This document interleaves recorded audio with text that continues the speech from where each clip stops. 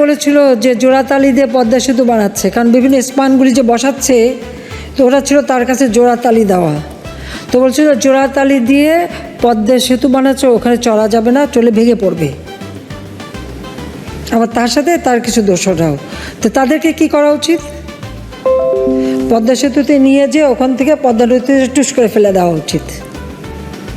আর যিনি আমাদের এটা এমডি পদের জন্য পদ্মা সেতুর মতো সেতুর টাকা বন্ধ করেছে, তাকেও আবার পদ্মা নদীতে দিয়ে 2টা চুবনি দিয়ে উঠাই নেওয়া উচিত, মরে যাতে না যায়। একটু পদ্মা নদীতে 2টা চুবনি দিয়ে সেতুতে তুলে দেওয়া উচিত।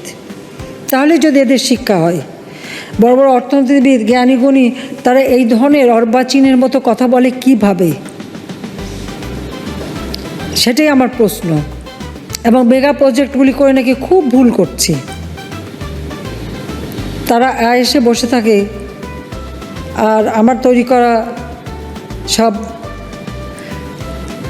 টেলিভিশনে যে কথা বলে বিদ্যুৎ সরবরাহ করি, সেই বিদ্যুৎ ব্যবহার করছে। আজকে ডিজিটাল বাংলাদেশ করে দিয়েছে, ইউনিয়ন পর্যায় পর্যন্ত ব্রডব্যান্ড চলে গেছে, স্যাটেলাইট বঙ্গবন্ধু 1 উৎক্ষেপণ করেছি, সেটা নিয়েও তো এত টাকা দিয়ে স্যাটেলাইট করে কি হবে?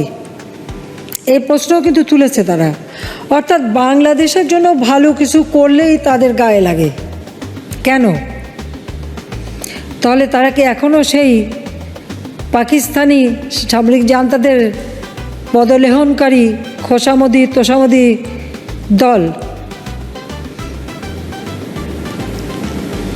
গালিটালি দিই না, দিতে ইচ্ছে দেওয়ার রুচিও নাই, তবে একটু না বলে পারি না যে পাকিস্তানি হানাদার বাহিনী যেভাবে বাংলাদেশের মেয়েদের উপর নির্যাতন করেছে, গণহত্যা চালিয়েছে, অগ্নিসংযোগ করেছে, পোড়ামাটি নীতি নিয়ে বাংলাদেশকে ধ্বংস করতে চেয়েছিল, সেই পাকিস্তানিদের পদলেহনকারী সারমেয়র দল এখনও বাংলাদেশে জীবিত। এটাই হচ্ছে দুঃখজনক।